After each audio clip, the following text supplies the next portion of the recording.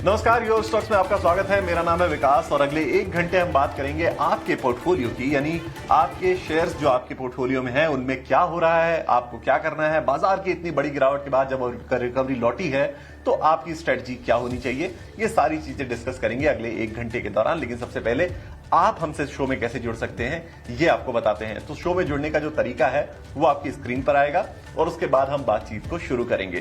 तो शो में जुड़ने के लिए आप हमें कॉल कर सकते हैं, व्हाट्सएप कर सकते हैं, हमारे तमाम सोशल मीडिया हैंडल्स के जरिए भी आप हमसे शो में जुड़ सकते हैं। आपकी स्क्रीन पर शो में जुड़ने का तरीका जो है वो लगातार फ्लैश हो रहा है। आपको दिखेगा कि आप शो में किन किन नंबरों पर हमसे कनेक्ट कर सकते हैं। आप देखिए 9167329108 ये नंबर है हमारा, जिस पर आप हमें व्हाट्सएप कर सकते हैं और कॉल कर सकते हैं। उसके अलावा हमारे फेसबुक, ट्विटर हैंडल और इंस्टा हैंडल पर भी आप हमें सवाल भेज सकते हैं और उसके अलावा यूट्यूब स्ट्रीम पर हम लाइव हैं, वहां पे भी आप अपने सवाल हमें पोस्ट कर सकते हैं। तो आप फटाफट अपने सवाल भेजिए। उस दौरान हम ये करते हैं कि बाजार पर थोड़ी सी बातचीत कर लेते हैं हमारे खास मेहमान के साथ। देखिए, बाजार इस वक्त जो है वो 190 अंकों की तेजी के साथ करीब 5% की तेजी के साथ कारोबार कर रहा है निफ्टी, और अगर बैंक निफ्टी भी आप देखेंगे तो 900 अंकों की बड़ी तेजी के साथ कारोबार कर रहा है। जो वॉर की टेंशन थी फाइनली वो थोड़ी थोड़ी कम होती हुई नजर आ रही है और उसका असर जो है वो बाजारों पर आज देखने को मिल भी रहा है। आप देखिए, अच्छी खासी रिकवरी बड़ी गिरावट के बाद, सोमवार की बड़ी गिरावट के बाद आज अच्छी खासी रिकवरी निचले स्तरों से देखने को मिल रही है। हालांकि जितनी गिरावट, जितना नुकसान हुआ था सोमवार के सत्र में, उतनी रिकवरी तो अभी हो नहीं पाई है, लेकिन धीरे धीरे निश्चित तौर पे बाजार में रिकवरी देखने को मिलेगी जैसे जैसे ये युद्ध की टेंशन कम होती जाएगी। इस वक्त के बाजार में अगर आप देखेंगे, निफ्टी 50 के शेयरों को देखेंगे तो 35 शेयर चढ़े हुए हैं, 15 शेयर सिर्फ गिरावट के साथ कारोबार कर रहे हैं। और जो चढ़ने वाले शेयर आपको दिखेंगे ना, उसमें आपको दिखेगा कि जो टॉप गेनर्स हैं उनमें आपको 6-6, 7-7% की तेजी देखने को मिलेगी। श्रीराम फाइनेंस आपको 6% ऊपर दिखेगा, वही इंटरग्लोब एविएशन आपको 4% ऊपर दिखेगा। तो चलिए, ऐसे बाजार में करना क्या है ये स्ट्रेटजी भी समझते हैं और हमारे मेहमान, जो खास मेहमान हमारे साथ हैं, उनको भी शामिल करते हैं शो में। हमारे साथ जुड़ रहे हैं पृथ्वी फिनमार्ट से हरीश जुजारे। हरीश जी, गुड मॉर्निंग, बहुत स्वागत है आपका ईटी नाउ स्वदेश पर और बहुत शुक्रिया आपने समय दिया। सबसे पहली राय आपकी बाजार पर ही चाहिए कि इस रिकवरी में क्या करना है। ये रिकवरी आपको बाजार को कहां तक ले जाती हुई दिख रही है? जी, अगर देखा जाए तो 2 दिन के गिरावट के बाद आज मार्केट थोड़ा संभलता हुआ नजर आ रहा है। और जिस तरीके से मॉर्निंग मॉर्निंग में एक तेजी के साथ ओपनिंग देखने मिल रहा था, निफ्टी इंडेक्स के हिसाब से देखा जाए तो रिकवरी तो अच्छी तेजी देखने मिल रही है। अगर देखा जाए तो पिछले हफ्ते में जो सपोर्ट्स थे 24,300 का, उसके नीचे जैसे टूटा था वहां से बिग बल देखने मिल रही थी। मुझे लग रहा है कि उसी लेवल का रेजिस्टेंस अभी माना जा सकता है। तो जब तक ये 24,300 के और 24,400 के आसपास मुझे लग रहा है कि रेजिस्टेंस जोन बना हुआ है अभी भी, उसके ऊपर जब तक नहीं निकलता है मुझे लग रहा है कि इंडेक्स एक सेलॉन रेस का ही रहेगा अभी भी। तो अभी शॉर्ट टर्म के लिए देखा है तो 24,300 से लेकर 400 का रेजिस्टेंस देखने मिल सकता है निफ्टी में। तो अभी भी मुझे लग रहा है कि यहाँ पे 70 पॉइंट्स का अपमूव देखने मिल सकता है निफ्टी में इंटरडे या आने वाले दिनों में। यहाँ पे निफ्टी में ओवरऑल सेटअप हल्का सा रिकवरी के मोड में है, लेकिन अगर देखा जाए तो ओवरऑल पॉजिटिव अभी भी बनने में थोड़ा अभी वेट करना चाहिए। फिर जिस तरीके से हमें सेल ऑफ देखने मिल रहा है, जो भी अभी पुल बैक देखने मिल रहा है, ये जो भी है ये ओवरसोल्ड सिनेरियो था इंडिकेटर्स पे। तो उसके चलते ये पुल बैक रैली नजर इंडिकेशंस देखने मिल रहे हैं।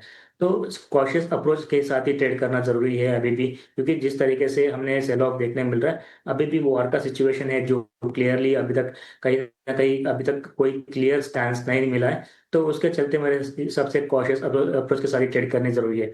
वही चीज बैंक निफ्टी की बात करते हैं तो बैंक निफ्टी में हमने कल एक बड़ा सा गैप डाउन ओपनिंग देखने मिल रहा था, उसके चलते आज एक रिकवरी देखने मिल रहा है। तो बैंक निफ्टी में और जो रिकवरी और एक्सटेंड होते हुए नजर आ सकता है, जहाँ पे इमीडिएट रेजिस्टेंस जो दिखाई दे रहा है 57,200 का, और उसके ऊपर निकल जाता है तो जो 200 डे मूविंग एवरेज है 57,500 तक एक्सटेंड होते हुए नजर आ सकता है। तो ओवरऑल बैंक निफ्टी में थोड़ा रिकवरी और तेजी देखने मिल सकती है, क्योंकि जिस तरीके से वीकनेस कल के ट्रेडिंग में देखने मिल रहा था, आरएसआई जो था डीप ओवरसोल्ड में चला गया था, तो उसकी वजह से बैंक निफ्टी में ज्यादा उछाल देखने मिल सकता है इंट्राडे और आने वाले दिनों में। हाउएवर ओवरऑल अभी भी सेटअप इतना ज्यादा तेजी का नहीं है। मुझे लग रहा है कि कॉशियस अप्रोच बिल्कुल अपनाना चाहिए अभी भी।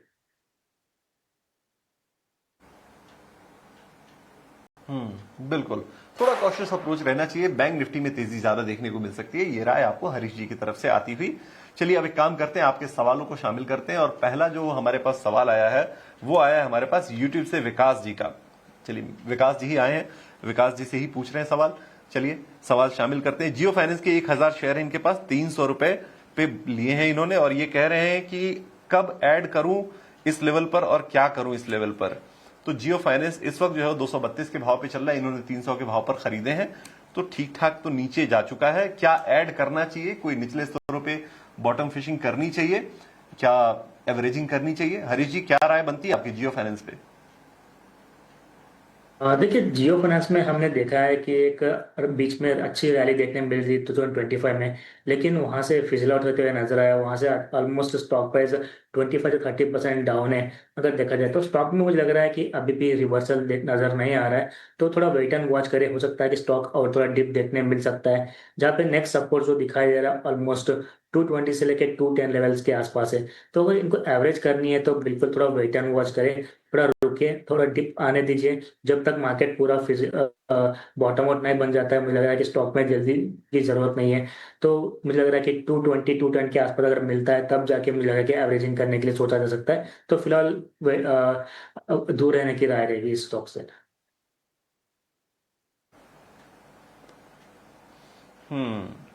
बिल्कुल, तो फिलहाल दूर रहने की राय है, बाद में एवरेजिंग के बारे में सोचेंगे।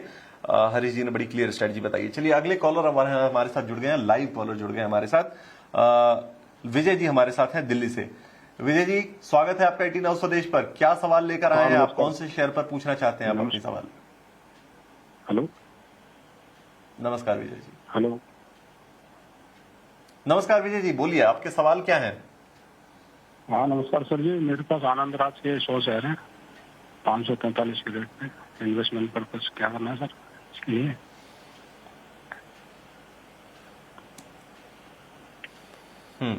अनंत राज के शेयर हैं आपके पास, 500 कितने के भाव पर हैं विजय जी? और 543 के रेट पर है सर। अब इसमें मुझे क्या करना है, और ऐड करें या अभी थोड़ा इंतजार करें? 500, ठीक है, ठीक है, ठीक है, बिल्कुल आपको राय दिलाते हैं। 543 के भाव पे खरीद है विजय जी की, और 480 के आसपास शेयर जो है इस वक्त पहुंच गया है। 479 के आसपास के रेट इस वक्त देखने को मिल रहे हैं। हरीश जी, क्या राय बनती है, क्या निचले स्तरों पर खरीदारी की जा सकती है? डेटा सेंटर से जुड़े तमाम जो शेयर्स हैं, जो इनेबलर्स हैं डेटा सेंटर के, उनमें तो अच्छी खासी तेजी देखने को मिली थी। अनंतराज भी चढ़ा था ठीक ठाक, लेकिन इनकी खरीदारी काफी ऊपरी भाव पर है, क्या करें अभी? बिल्कुल आगे विकास जी, अगर देखा जाए तो जब डेटा सेंटर का सेटअप चल रहा था पूरा, उस टाइम पे थीम में ये स्टॉक पे अच्छा खासा मोमेंटम देखने मिल रहा था। रिसेंटली मार्केट थोड़ा बहुत वीकनेस के चलते इस स्टॉक में भी थोड़ा प्रेशर देखने मिल रहा है। हाउएवर चार्ट सेटअप इतना कुछ खराब नहीं है, अभी भी थोड़ा वीकनेस बिल्कुल बिल्कुल देखने मिल रहा है, लेकिन मुझे लग रहा है कि स्टॉक प्राइस जल्दी रिवर्स होते हुए नजर आ सकता है। तो इनको बने रहना चाहिए। तो अभी तक एवरेज करने की सलाह नहीं दूंगा, थोड़ा वेट करें। लेकिन मुझे लग रहा है कि स्टॉक में अभी भी सेटअप खराब नहीं है, तो हो सकता है कि जल्दी रिवर्सल देखने मिल सकता है स्टॉक में। हाउएवर अगर शॉर्ट टर्म के नजरिए में देखा जाए तो सिर्फ 560 570 के आसपास एक रेजिस्टेंस है जो 200 डे मूविंग एवरेज का है। तो मुझे लग रहा है कि इस लेवल्स के आसपास थोड़ा वीकनेस नजर आ सकता है, सेलिंग प्रेशर भी देखने मिल सकता है। लेकिन बने रहने की सजेशन रहेगा रैंक लेवल से। तो मुझे लग रहा है कि सेटअप पॉजिटिव है, और थोड़ा टाइम लग सकता है, लेकिन मुझे लग रहा है कि स्टॉक में मोमेंटम देखने मिल सकता है आने वाले दिनों में।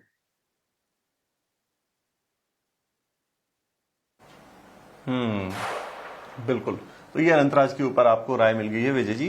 चलिए, अगली कॉलर हमारे साथ जो है वो यूट्यूब से है। यूट्यूब से इन्होंने सवाल भेजा है हमारे पास, कविता जी का सवाल है, और इनका ये कहना है कि इनके पास बाइंग प्राइस है 288 रुपए 44 पैसे की, और 290 क्वांटिटी में इनके पास IREDA यानी Indian renewable energy development corporation के, डेवलपमेंट एजेंसी के शेयर्स हैं इनके पास, और 115 के आसपास भाव आ गया है। काफी गिरावट देखने को मिल चुकी है, एक साल में करीब करीब 20-30% के आसपास की गिरावट देखने को मिल चुकी है शेयर में। IREDA क्या करना चाहिए हरीश जी? IREDA बने रहे, ये भाव आएंगे वापस, कुछ नीचे के लेवल्स पर खरीदारी की भी राय होगी क्या आपकी? देखिए, एरिडा में अगर देखा है तो लगातार एक डाउन ट्रेंड देखने मिल रहा है, कोई भी उछाल में स्टॉक प्राइस होल्ड नहीं कर पा रहा है। तो मुझे लग रहा है कि इसमें बिग वाली और एक्सटेंड होते हुए नजर आ सकती है। अगर देखा है तो स्टॉक प्राइस में रेजिस्टेंस मल्टीपल टाइम्स अगर देखा है तो ऑलमोस्ट 50 डे मूविंग एवरेज के आसपास जैसे आता है स्टॉक प्राइस, वहां से मोमेंटम फिजल आउट हो जाता है।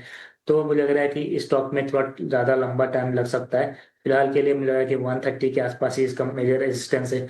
उसके ऊपर जब तक नहीं निकलता है स्टॉक में, मुझे लग रहा है कि वीकनेस और एक्सटेंड होते हुए नजर आ सकता है। ओवरऑल इनका नजरिया तो ऑब्वियसली पोजिशनल है और लॉन्ग टर्म का नजरिया तो बने रह सकते हैं, लेकिन मुझे लग रहा है कि इतना जल्दी इसमें रिवर्सल तो नजर नहीं आ रहा है। तो फिलहाल के लिए तो 130 का रेजिस्टेंस अभी देखने मिल रहा है स्टॉक प्राइस में फिलहाल के लिए। सपोर्ट्स की बात करते हैं तो इमीडिएट बेस में 110 के आसपास इमीडिएट सपोर्ट से उसके ऊंचे चलता है तो मुझे लग रहा है कि और वीकनेस एक्सटेंड होते हुए नजर आ सकता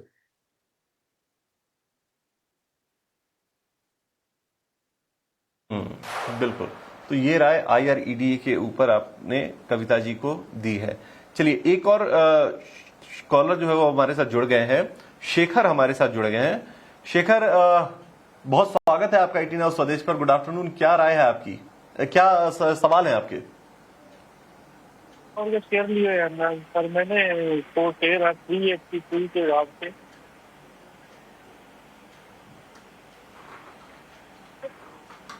आपने कौन से शेयर लिए शेखर? हेलो जी शेखर, बताइए, आपका सवाल बताइए हमें। मैंने टाटा पावर के शेयर लिए हैं पर 383 के भाव पे तो शेयर है। अभी वो 353 के आसपास भाव चल रहा है। क्या करूं कि और इन्वेस्ट करूं इसमें कि इसमें से निकल जाऊं अभी? 282 पे आपने लिया टाटा पावर, 381 पे चल रहा है, प्रॉफिट अच्छा खासा हो गया। आप कह रहे हैं कि आपको ये जानना है कि निकल जाना चाहिए या और इन्वेस्ट करना चाहिए? हाँ जी। ठीक है, चलिए हरीश जी से पूछते हैं। हरीश जी, इनके पास 282 के भाव पे टाटा पावर के शेयर हैं और इस वक्त 382 के आसपास का भाव आ गया है। ठीक ठाक रिटर्न तो इनको मिल गया है, लेकिन क्या पोटेंशियल और ज्यादा है जाने की, ये पूछना चाहते हैं। ये सवाल इनका है। देखिए टाटा पावर में हमने देखा है कि इनका अच्छे लेवल्स पे खरीदारी है और प्रॉफिट भी है, लेकिन अगर देखा चार्ट में अगर प्राइस के मोमेंटम देखते हैं तो लगातार एक कंसोलिडेशन में है। मुझे अंडर परफॉर्म कर रहा है थोड़ा बहुत, जिसमें कंपैरिजन देखते हैं तो दूसरे पावर स्टॉक्स के हिसाब से। तो मुझे लग रहा है कि इसमें मल्टीपल रेजिस्टेंस है। अगर देखा है जो 400 के करीबन बार बार स्टॉक प्राइस चला जाता है, लेकिन वहां से रिवर्स होते हुए नजर आ रहा है। तो ओवरऑल 400 के लेवल निकलना जरूरी है, तब जाके थोड़ा मोमेंटम देखने मिल सकता है। हावेवर अगर इनको निकलना है तो यहाँ पे प्रॉफिट बुकिंग भी किया जा सकता है, क्योंकि ऑलरेडी स्टॉक बहुत लंबे कंसोलिडेशन में है, ट्रेड करते नजर आ रहा है। तो मेरा रुझान यही रहेगा कि अगर इनको प्रॉफिट है, बिल्कुल यहाँ पे प्रॉफिट बुकिंग किया जा सकता है। और उनके लिए मेरा रिकमेंडेशन रहेगा कि NTPC में स्टॉक रहेगा, जहाँ पे इनको निवेश किया जा सकता है, क्योंकि जिस तरीके से CPSE सेक्टर में हमें एक अच्छा मोमेंटम देखने मिल रहा है, और मुझे लग रहा है कि NTPC एक अच्छा बाय बन सकता है पावर सेगमेंट में ही। अगर चाहे तो उनको शिफ्ट कर सकते हैं NTPC में, टाटा पावर से निकल के।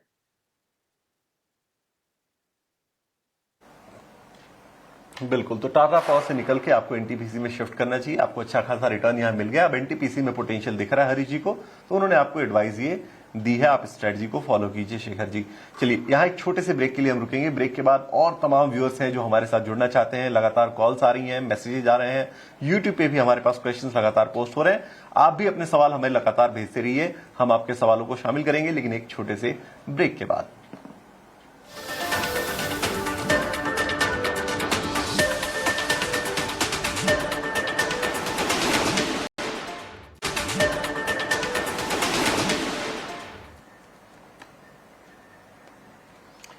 ब्रेक के बाद आपका स्वागत है योर स्टॉक्स में, और हम लगातार आपके सवालों को इस शो में शामिल कर रहे हैं, आपकी स्ट्रेटजी बना रहे हैं कि आपको आपके पोर्टफोलियो में रखे हुए शेयरों पर क्या करना है, कहां खरीदारी नहीं करनी है, कहां से प्रॉफिट बुकिंग करके निकलना है और कहां एवरेजिंग करनी है।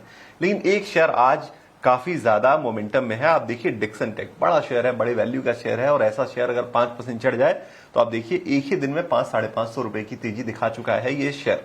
500-550 कई शेयरों के तो भाव होते हैं, इतनी ये तेजी दिखा चुका है। तो ऐसे में ये समझना बड़ा जरूरी होगा कि आखिर ये इतना बड़ा शेयर इतनी तेजी क्यों दिखा रहा है, क्यों है ये इतनी बड़ी छलांग। तो इस तेजी के ऊपर पूरी रिसर्च की है हमारे साथ हमारे सहयोगी अभिषेक सत्यव्रतम जुड़ गए हैं। अभिषेक बताइए, क्या आखिर वजह रही इतना बड़ा शेयर 5% से ज्यादा की तेजी? देखिए वजह यह है कि एक चीन की कंपनी है HKC ओवरसीज, इनके साथ इन्होंने ज्वाइंट वेंचर का अनाउंसमेंट किया था जून 2024 में, और उस जॉइंट वेंचर को मंजूरी मिली है अब जाकर सरकार की तरफ से। तो इलेक्ट्रॉनिक्स और इंफॉर्मेशन टेक्नोलॉजी मिनिस्ट्री की ओर से ये इनको इंपॉर्टेंट अप्रूवल मिला है और उस अप्रूवल के चलते हम देख रहे हैं कि आज शेयर में तेजी हो रही है। 5 से 7% इंट्राडे में ये मूव हम देख रहे हैं। कंपनी ने डिस्प्ले मॉड्यूल के लिए एचकेसी के साथ इन्होंने जॉइंट वेंचर किया था और इनकी जो सब्सिडरी कंपनी है डिक्सन डिस्प्ले टेक्नोलॉजीज यानी कि DDTPL, ये कंपनी अब जेवी कंपनी में तब्दील हो जाएगी और इस जॉइंट वेंचर कंपनी में जो डिक्सन की हिस्सेदारी होगी वो होगी 74% की और एचकेसी की जो हिस्सेदारी होगी वो होगी 26%। और ट्रांजैक्शन पूरा होने के बाद डिक्सन डिस्प्ले टेक्नोलॉजीज ये पूरी तरह से एक ये जॉइंट वेंचर कंपनी बन जाएगी। अब मैन्युफैक्चरिंग क्या होगी इस जॉइंट वेंचर के तहत? हम देखेंगे कि इलेक्ट्रॉनिक्स ऑटो सेक्टर के लिए डिस्प्ले मॉड्यूल उत्पादन का कंपनी विस्तार करेगी। जॉइंट वेंचर में थिन फिल्म ट्रांजिस्टर एलसीडीज और लिक्विड क्रिस्टल मॉड्यूल्स बनाए जाएंगे जिसका इस्तेमाल होगा नोटबुक में, मोबाइल में, टीवी में, कार के डिस्प्ले में, मॉनिटर में, इन तमाम जगहों पर इस्तेमाल होगा। एलसीडी और टीएफटी एलसीडी मॉड्यूल्स के साथ अन्य डिस्प्ले टेक्नोलॉजीज पर भी कंपनी फोकस करेगी और कंपनी का ये कहना है कि सरकार का जो मेक इन इंडिया अभियान है उसको भी इससे बूस्ट मिलेगा। साथ ही इंपोर्ट पर जो अभी तक हमारी डिपेंडेंस रही है उसको घटाने में काफी ज्यादा ये जॉइंट वेंचर मददगार होगा और इसके लिए जो प्लांट है कंपनी पहले से ही तैयार कर रही है। अपडेट ये आ रहा है कि FY27 की दूसरी तिमाही में ट्रायल शुरू कर दिया जाएगा प्लांट से और दूसरी छमाही में उत्पादन यहां से शुरू कर दिया जाएगा।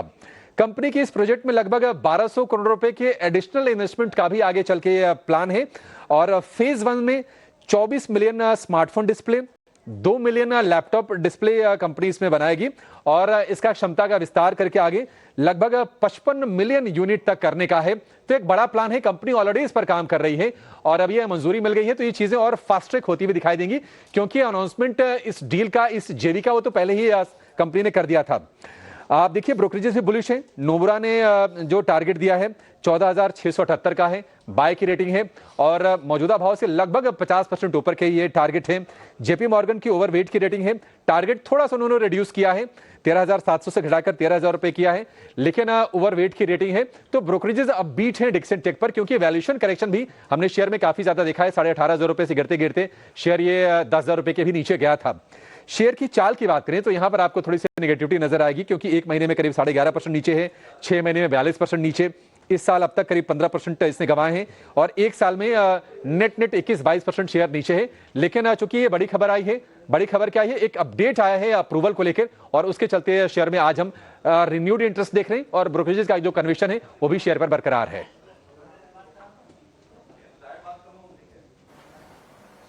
बिल्कुल, तो ये तमाम वो वजह हैं जिसकी वजह से डिक्सन टेक के शेयर में आज बड़ी तेजी देखने को मिल रही है। बहुत शुक्रिया अभिषेक, ये तमाम रिसर्च और तमाम डिटेल के साथ जो है रिसर्च लेकर आने के लिए और हमारे दर्शकों को बताने के लिए। चलिए एक राय डिक्सन टेक के ऊपर लेते हैं हरीश जी से कि इस शेयर में क्या करना चाहिए। आज 5% की तेजी देखने को मिल रही है लेकिन ठीक ठाक करेक्शन ये पिछले दिनों में दिखा चुका है जैसा अभी अभिषेक ने आपको प्राइस परफॉर्मेंस बताया।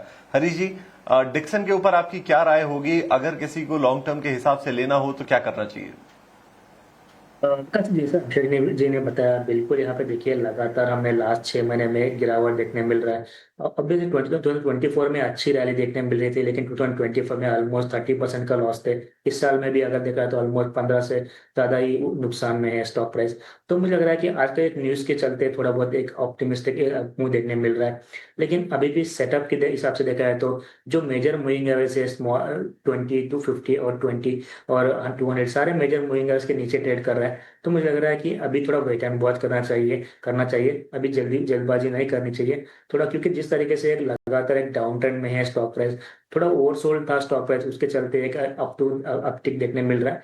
तो फिलहाल के लिए मैं थोड़ा वेट एंड वॉच में रखना चाहता हूँ स्टॉक को, जब तक स्टॉक प्राइस मुझे लग रहा है कि एटलीस्ट फिर से एक बार 9,900 के आसपास आता है तब जाके फिर से एक बार रिविजिट करना चाहिए। तो फिलहाल के लिए अवॉइड कर सकते हैं, तो डिप आता है तब जाके ही बाइंग करना चाहिए। तो फिलहाल अवॉइड करने की राय रहेगी स्टॉक को।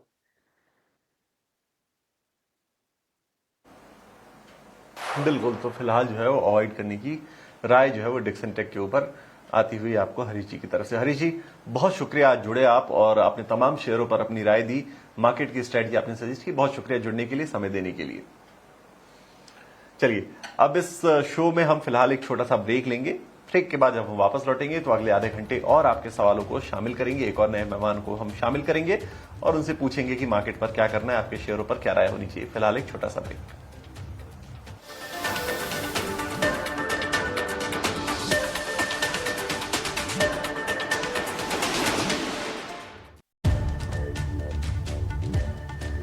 नमस्कार, योर स्टॉक्स में एक बार फिर से आपका स्वागत है। मैं हूं विकास और मेरे साथ मुंबई स्टूडियो से हैं मेरी सहयोगी सृष्टि शर्मा। और अगले आधे घंटे हम आपके तमाम शेयरों पर, तमाम आपके पोर्टफोलियो वाले शेयरों पर हमने मेहमानों से राय लेंगे, पूछेंगे कि आपको करना क्या है, साथ में बाजार के ऊपर आपकी क्या स्ट्रेटजी होनी चाहिए उसको भी डिस्कस करेंगे। लेकिन सबसे पहले बाजार का एक हाल देख लेते हैं और उससे भी पहले, इनफैक्ट पहले आपको यह बता देते हैं कि आप हमसे जुड़ कैसे सकते हैं। तो आपकी स्क्रीन पर एक प्लेट आएगी जिस पर आपको नंबर्स मिलेंगे, जिन नंबर्स पर आप हमें कॉल कर सकते हैं, व्हाट्सएप कर सकते हैं या फिर जो सोशल मीडिया हैंडल्स आपको दिखेंगे उन पर आप हमें अपने सवाल भेज सकते हैं। कमेंट बॉक्स में, यूट्यूब की स्क्रीन पे, ट्विटर हैंडल पे, इंस्टाग्राम पे आप हर तरह से हमें जुड़ सकते हैं और हमसे सवाल पूछ सकते हैं। वो सवाल हम अपने मेहमानों के पास लेकर जाएंगे। देखिए नंबर आपकी स्क्रीन पर है 9167329108। इस नंबर पर आप हमें कॉल करिए, व्हाट्सएप करिए और अपने सवाल खटाखट भेजने शुरू कीजिए। उस दौरान हम मार्केट का एक चेक लेते हैं। देखिए निफ्टी इस वक्त देखेंगे तो आप हल्की सी जो है वो करेक्शन फिर से देखने को मिल रही है ऊपरी स्तरों से। 130-35 अंकों की तेजी अब रह गई है, 190 अंकों तक की तेजी हो गई थी। 1% के आसपास की तेजी थी निफ्टी 50 में, अब वो आधे % की तेजी रह गई है। सेंसेक्स में भी सेम हाल है, 370 अंकों की तेजी रह गई है, आधे % की तेजी के साथ सेंसेक्स इस पर कारोबार कर रहा है। निफ्टी बैंक को आप देखेंगे तो वहां भी 900 अंकों की जो तेजी थी अब वो 650 अंकों में रह गई है, वो सिमट गई है। थोड़ी सी ऊपरी स्तरों से मुनाफा वसूली देखने को मिल रही है बाजार में। जो सेक्टोरल इंडाइसेस अगर आप देखेंगे ना तो आपको अंदाजा लगेगा कि बाजार में आज हो क्या रहा है, तेजी कहां से आ रही है। आप देखिए Nifty auto, Nifty finance, Nifty pharma, Nifty realty, PSU bank, चाहे निफ्टी बैंक, ये तमाम वो सेक्टर्स हैं जो आज के बाजार में तेजी दिखा रहे हैं, यानी तेजी यहां से आ रही है। जो गिरावट आ रही है वो है जो नोन कल्प्रिट है आईटी। निफ्टी आईटी आज देखेंगे आप 1% के आसपास की कमजोरी के साथ कारोबार कर रहा है। आईटी के तमाम शेयर जो है वो आज टूटे हुए हैं। और अगर आप निफ्टी 50 का कंट्रीब्यूशन देखेंगे कि कौन से शेयर चढ़ा रहे हैं तो आपको पिक्चर क्लियर हो जाएगी कि आज चढ़ाने वालों में आईसीआईसीआई बैंक और एचडीएफसी बैंक लीड कर रहे हैं, जो निफ्टी 50 को 30 और 40 अंकों की तेजी दे रहे हैं। इसके अलावा आपको एक्सिस बैंक दिखेगा, ऑटो में आपको एमएनएम दिखेगा निफ्टी को चढ़ाने वालों में। लेकिन अगर आप गिराने वाले शेयरों में देखेंगे तो आपको दिखेंगे दो ही तरह के शेयर।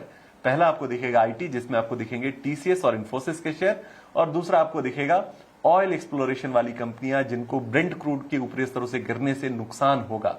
ब्रेंट क्रूड की कीमतें कम होने से जिन कंपनियों को नुकसान होगा वो कंपनियां आपको दिखेंगी। उसमें आपको आरआईएल भी दिखेगा, एचओएससी भी आपको उसके अंदर दिखेगा, ऑयल इंडिया भी आपको उसके अंदर दिख जाएगा। तो ये वो तमाम शेयर्स हैं, सेक्टर्स हैं जिनमें आज एक्शन देखने को मिल रहा है। चलिए अब क्या एक काम करते हैं, ये हमारे साथ हमारे एक खास मेहमान जुड़ रहे हैं, उनको हम शामिल करते हैं शो में। ग्लोब कैपिटल के गौरव शर्मा हमारे साथ जुड़ रहे हैं। पहले तो उनसे बाजार पर हाल लेते हैं कि बाजार के ऊपर उनकी राय, उनकी स्ट्रेटजी क्या है, कैसे वो देख रहे हैं बाजार को। गौरव हाय, गुड आफ्टरनून और बहुत स्वागत है आपका IT Now स्वदेश पर। बाजार ऊपरी स्तरों पर पहुंचा, 190-200 अंकों के आसपास की तेजी दिखा रहा था, लेकिन अब थोड़ा सा दबाव ऊपर से देखने को मिल रहा है। इस वक्त क्या राय आपकी है मार्केट को लेकर, क्या रखना चाहिए स्ट्रेटजी इस वक्त मार्केट में? हाय विकास, गुड आफ्टरनून। सभी व्यूअर्स को भी मेरी तरफ से नमस्कार, गुड आफ्टरनून। विकास, बाजार के अंदर एक अच्छी पुल बैक तेजी देखी गई। क्रूड ऑयल के प्राइसेस में जो नरमी आई उसके चलते अपेक्षा की जा रही थी, जिस तरीके से बयान आ रहे हैं कि कहीं ना कहीं अब चीजें सुधरेंगी, समानता की तरफ जाएंगी, स्ट्रेट ऑफ हॉर्मोज में थिंग्स नॉर्मलाइज होंगी, और उसके चलते आज हमें कुछ बाइंग देखने को मिला।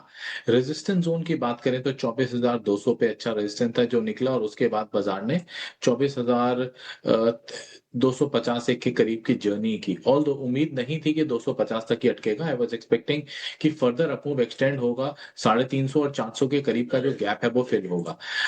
अभी उस तरीके का मूव बना नहीं है, but I think by on dips का अप्रोच रखना चाहिए बाजार के अंदर। जब तक निफ्टी इंडेक्स 24,000 लेवल के ऊपर सस्टेन कर रहा है तब तक हमें एक अपना बाय साइड का व्यू रखना चाहिए। 24,000 के नीचे का अपना स्टॉप लॉस मेंटेन करें। जैसे ही निकलता है तो अपनी long short term trading long positions को हमें स्क्वायर ऑफ करना चाहिए। अंटिल देन हम कंफर्टेबली लॉन्ग पोजीशन में रह सकते हैं। बाजार के अंदर दोबारा एक तेजी बनेगी अब जब आज का जब इंट्राडे मूव 250 स्पॉट को तोड़ेगा, देन आई एम एक्सपेक्टिंग 24,400 की तरफ बाजार आगे अग्रसर होगा। यहाँ पर कुछ लेवल्स हैं जो कि आपको ध्यान में रखने चाहिए, बट जी हाँ, ऊपरी स्तरों से थोड़े से लुढ़कते हुए ज़रूर दिख रहे हैं बाजार। पर चलिए, अब हमारे तमाम कॉलर्स हमारे साथ एक एक करके अब जुड़ेंगे और हमारे फर्स्ट कॉलर फरीदाबाद से हमारे साथ जुड़ चुके हैं। जितेंद्र जी हमारे साथ मौजूद है फ़ोन लाइन पे। नमस्कार, बताइए, पूछिए अपना सवाल। हिमांशु हमारे साथ हैं आपका जवाब देने के लिए। हेलो। हाँ जी जितेंद्र जी, पूछिए अपना सवाल। नेटवर्क 18 के 580 शेयर हैं एट द रेट ऑफ 79 और मैं पिछले 1-1.5 साल से होल्ड कर रहा हूँ इसको। तो अभी क्या करना चाहिए इसके लिए? ऑल राइट, कोई और स्टॉक जिस पे आपको राय चाहिए या सिर्फ नेटवर्क 18?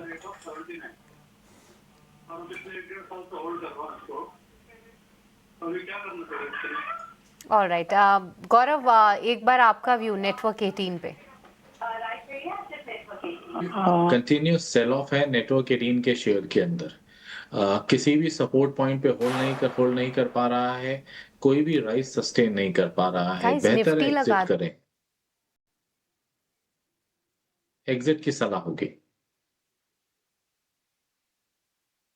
फिलहाल एग्जिट की सलाह आती हुई इस पर्टिकुलर काउंटर पे। पर चलिए, एक व्यूअर हमारे साथ यूट्यूब से जुड़ चुके हैं जिनका नाम है गौरव त्यागी, सोनीपत से हमें लिख रहे हैं ये। और गौरव, इनका सवाल गेल इंडिया पे है। इनका कहना है कि 180 रुपये प्रति शेयर पे उन्होंने 1000 शेयर्स लिए हैं। क्या इसको होल्ड कर सकते हैं 1 साल तक के लिए? इस पर आपका व्यू।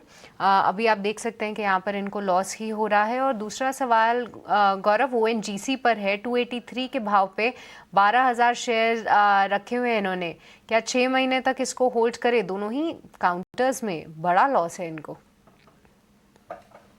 इसलिए ये दोनों शेयर ऐसे हैं जिनके अंदर अभी करंट सिचुएशन इनके फेवर में नहीं है, विपरीत सिचुएशन है for ONGC and GAIL both. लेकिन जिस प्रकार से अभी समझ पा रहे हैं, मीडियम से लॉन्ग टर्म अवधि के लिए अपनी पोजीशन को रखते हैं। ONGC में सर्टनली होल्ड की सलाह होगी। मुझे नहीं लगता कि बहुत ज्यादा समय तक ये डाउनसाइड में ये स्टॉक सस्टेन करेगा और कोई खासी गिरावट आई भी नहीं है। नॉर्मल सिचुएशन में 280-85 के आसपास ट्रेड कर रहा था, अभी 270 ट्रेड कर रहा है। तो ऐसा कोई खास प्रॉफिट टेकिंग हुई भी नहीं है और ना ही एक्सपेक्टेड है। फर्दर अगर मैं कुछ स्लाइड कहूं तो यहाँ से 15-20 रुपए की एक गिरावट और देखने को मिल सकती है ऑन द हायर साइड अगर मैं बात करूं तो। As far as GAIL is concern, थोड़ी अंडर परफॉर्मेंस शर्तियां गेल में जरूर नजर आ रही है। बट आई थिंक जैसे व्यूअर ने बताया है कि वो 1 साल तक और होल्ड कर सकते हैं। So considering the current valuations, I think GAIL को अभी होल्ड कर लेना चाहिए। साल भर के अंदर रिवाइवल की मुझे उम्मीद है। एटलीस्ट मैं जो एक्सपेक्ट कर रहा हूं गेल के अंदर, उन्हें 180 से 90 का लेवल कंफर्टेबली मिल जाना चाहिए, तो उनका प्राइस आ जाएगा तब तक।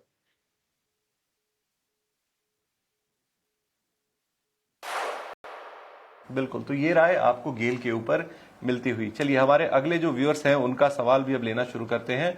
हमारे पास एक सवाल आया है अनिल की तरफ से, देहरादून से आया है। RVNL के 70 शेयर इनके पास 322 रुपए के भाव पर और रेलटेल इनके पास है 102 शेयर्स 369 रुपए के भाव पर। तो ये 2 सवाल इन्होंने भेजे हैं। अनिल रावत हैं देहरादून से, इन्होंने ये सवाल भेजे हैं। सबसे पहली राय RVNL के ऊपर लेते हैं। RVNL के ऊपर क्या राय बनेगी गौरव जी आपकी? क्योंकि RVNL अगर हम देखें, तमाम जो रेलवे के शेयर्स हैं अच्छा खासा करेक्शन दिखा चुके हैं पिछले दिनों में। अगर हम YTD भी देखें तो 22-23% के आसपास की गिरावट इसी साल में आ चुकी है अब तक। क्या राय आपकी बनती है? दोनों पे एक से सरी राय होगी दोनों स्टॉक्स के ऊपर। रेलवे शेयर्स एट लार्ज अभी परफॉर्म नहीं कर रहे हैं और ये अगर मैं रेलवे एज अ सेक्टर को 3 ब्रॉड कैटेगरीज में बांट लूं, engineering, infrastructure, technology and finance, तो ओवरऑल मुझे कहीं भी परफॉर्मेंस नजर नहीं आ रही है। आई थिंक अभी 1-8 क्वार्टर का समय और लगेगा और इनके मार्जिन के ऊपर और हिट आ सकता है, बिकॉज मेटल के प्राइसेस काफी ज्यादा इन्फ्लेट हो गए हैं। तो वो कहीं ना कहीं इम्पैक्ट करेगा रेलवे एज अ सेक्टर को। तो 1-2 क्वार्टर्स कम से कम अभी और लगेंगे, अंडर परफॉर्मेंस अभी जारी रहेगी। अगर इमीडिएट पैसे का नीड है तो धीरे धीरे करके पुल बैक करने के, एग्जिट करने की सलाह रहेगी। अदरवाइज थोड़ा समय दीजिए, कहीं ना कहीं आके फिर रिवाइवल बनेगा, but it will be slow.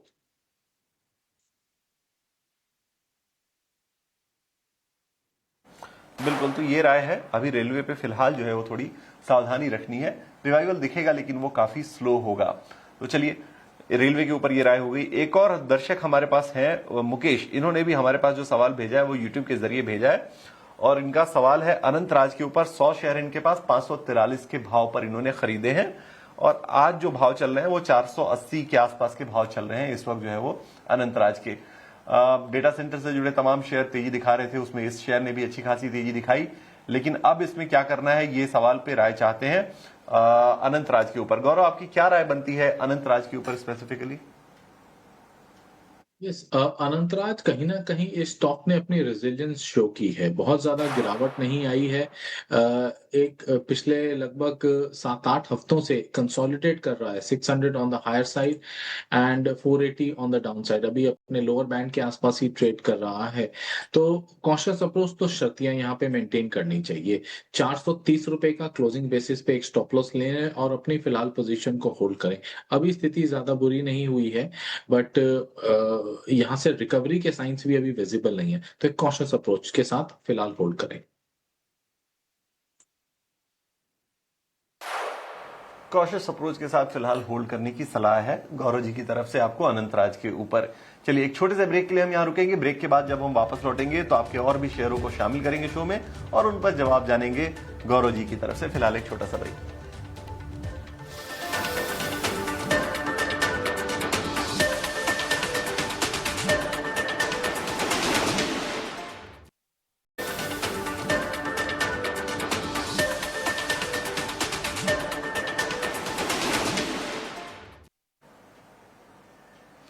Break के बाद आपका एक बार फिर से स्वागत है योर स्टॉक्स में और हम आपके तमाम सवालों को लगातार शामिल कर रहे हैं। आपके लिए कमाई कहां हो सकती है, किन शेयरों में आपको बचना है, कहां मुनाफा वसूली करनी है, ये बता रहे हैं। और इसी कड़ी में आपकी कमाई सुनिश्चित करने के लिए एक और स्ट्रेटजी हम लेकर आते हैं। डेरिवेटिव मार्केट से आपके लिए लेकर आते हैं ऑप्शंस का चैंपियन।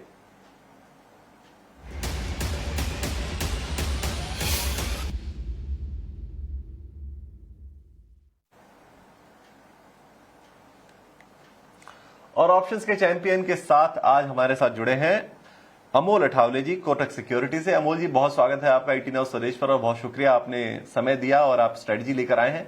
ऑप्शंस में क्या आप सजेस्ट कर रहे हैं कमाई की स्ट्रेटजी आज हमारे व्यूअर्स को?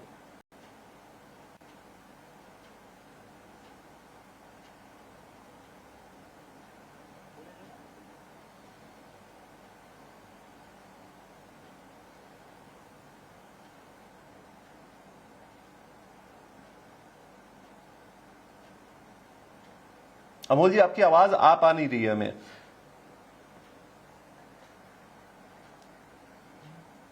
चलिए, ऐसा लग रहा है कि अमोल जी के साथ हमारा जो संपर्क है वो शायद टूट गया है।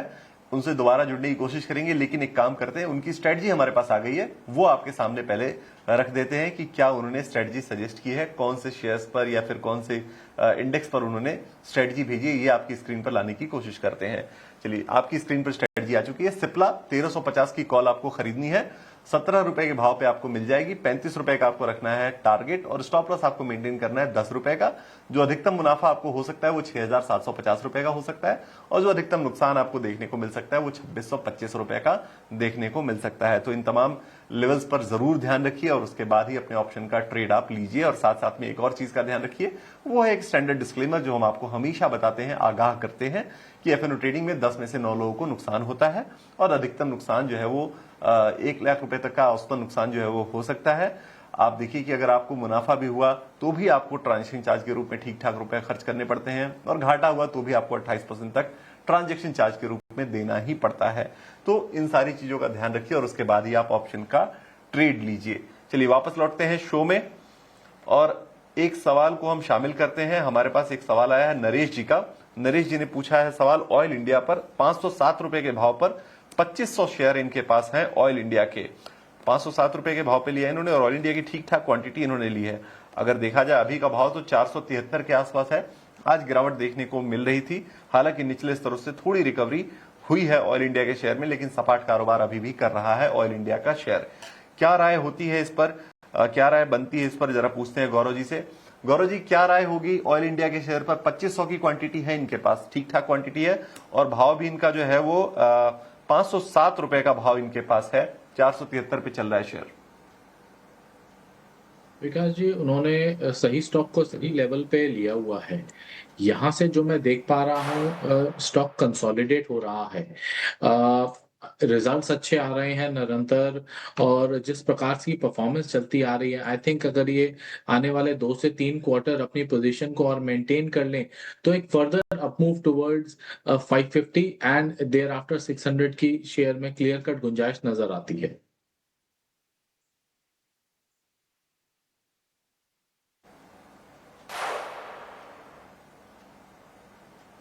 बिल्कुल। तो 600 तक की गुंजाइश नजर आती है। ये राय जो है वो 550 से 600 तक की जो है वो लेवल्स आपको देखने को मिल सकते हैं। आप सही समय पे इन्वेस्टेड हैं, इन्वेस्टेड रहिए, ये सलाह आपको मिलती हुई गौरव जी की तरफ से। चलिए, एक और व्यूअर है हमारे साथ, अजय मोदी हमारे साथ जुड़े हैं, और इन्होंने अपना सवाल जो है वो हमें भेजा है किसी सोशल मीडिया हैंडल के जरिए। टाटा टेक के 100 शेयर है इनके पास, प्राइस जो है वो इनका 900 रुपए का है। काफी ऊपर के भाव पे इन्होंने लिए हैं। टाटा टेक लगातार गिरावट दिखा रहा है। आईपीओ के बाद शेयर जब लिस्ट हुआ था तो करीब डबल हो गए थे पैसे लोगों के, उससे भी ज्यादा हो गए थे, लेकिन अब जो है वो आप देखेंगे तो भाव लगातार करेक्ट होता जा रहा है। टाटा टेक टाटा ग्रुप की कंपनी है, और इस वक्त जो भाव इसके चल रहे हैं वो 561 के आसपास चल रहे हैं। यानी जहां से इन्होंने खरीदा था वहां से 30% के आसपास नीचे भाव भी देखने को मिल रहे हैं। क्या राय इस पर बनती है गौरव जी आपकी टाटा टेक के ऊपर? ये कंपनी लगातार लॉसेस दिखा रही है अगर परफॉर्मेंस में देखें तो। Tata Tech has been one of the worst performing Tata Group companies so far. Listing के बाद से इन्होंने कैपिटल इरोड ही किया है इन्वेस्टर्स का। All bounce have been sold out, कोई भी सपोर्ट लेवल पे होल्ड नहीं कर पा रहा है, लोअर लोस फॉर्म हो रहे हैं। I think it is better to exit.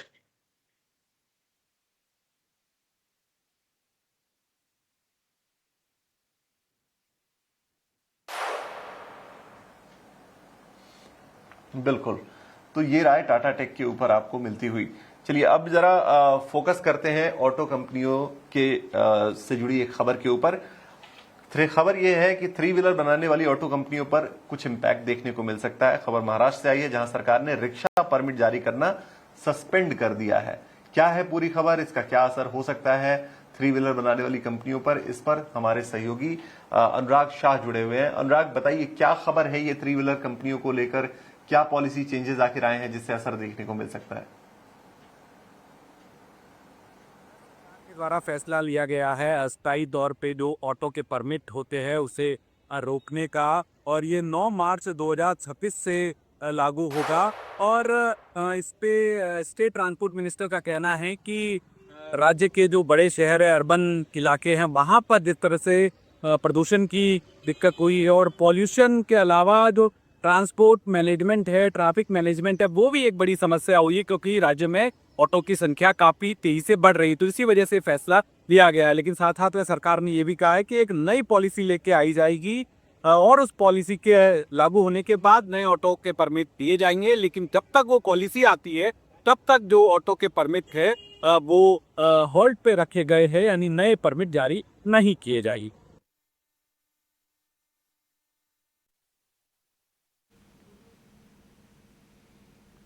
तो ये खबर 3 व्हीलर कंपनियों को लेकर आती हुई।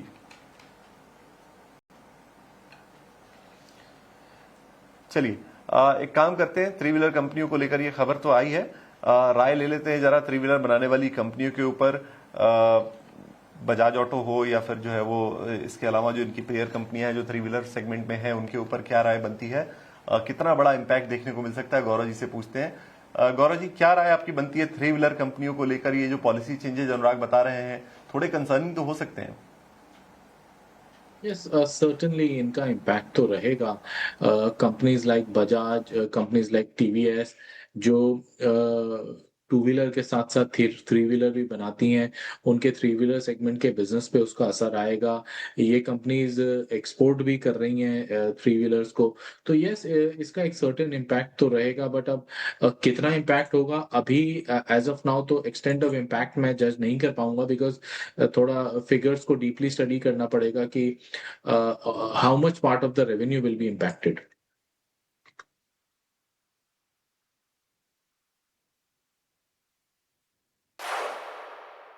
तो ये राय इन 3 व्हीलर बनाने वाली कंपनियों की। इस बीच देखिए आपकी स्क्रीन पर एक ब्रेकिंग चल रही है। फरवरी में जो एसआईपी इनफ्लो है वो 29,845 करोड़ का रहा है और एसआईपी इनफ्लो जो है वो घटा है, 31,000 से घटकर 29,845 करोड़ ये रहा है। एमओएम यानी पिछले मंथ की तुलना में अगर आप देखेंगे, यानी जनवरी की तुलना में अगर आप देखेंगे तो ये गिरावट देखने को मिली है एसआईपी इनफ्लो में। 29,845 करोड़ का एसआईपी इनफ्लो रहा है। हालांकि बहुत बड़ी गिरावट नहीं है, मार्केट में जब भी गिरावट आती है तो इस तरह के थोड़े फ्लोज जो है वो कम होते ही हैं, एसआईपी के फ्लोज थोड़े कम होते हैं। कुछ लोग डरते हैं और कहते हैं कि थोड़े एसआईपीज हमें रोक देने चाहिए, तो वो असर एक देखने को मिल सकता है, दिखा होगा निश्चित तौर पर। 31,000 से 29,800 यानी 1,1200 करोड़ के आसपास के एसआईपी इनफ्लोज कम हुए हैं। तो ये बहुत बड़ा तो बड़ी गिरावट तो नहीं है, लेकिन जो कुछ देर पहले एमपी के डेटा आए थे वहां कुछ चीजें निश्चित तौर पे कंसर्निंग थी, तो वो निश्चित तौर पे हम डिस्कस करेंगे उसको थोड़ी देर में, एक्सपर्ट को भी शामिल करेंगे उसके ऊपर और बातचीत करेंगे ही। लेकिन फिलहाल चलिए इस शो में हमें यही रुकना होगा। गौरव जी बहुत शुक्रिया, आज आप जुड़े और तमाम शेयरों पर, तमाम सेक्टर्स पर, इंडाइसेस पर आपने अपनी राय दी, इसके लिए बहुत शुक्रिया आपका। चलिए छोटे से ब्रेक के लिए हम यहाँ रुकेंगे। ब्रेक के बाद जब हम वापस लौटेंगे तो आपके लिए कुछ और खबरें लेकर आएंगे, स्टॉक्स फटाफट लेकर आएंगे और उसके बाद हम लेकर आएंगे कुछ कॉर्पोरेट की कंपनियां जिनसे हम बात करेंगे टॉप मैनेजमेंट से और समझेंगे कि बिजनेस कैसा चल रहा है, आगे क्या हो सकता है, आउटलुक को समझेंगे। फिलहाल एक छोटा सा ब्रेक।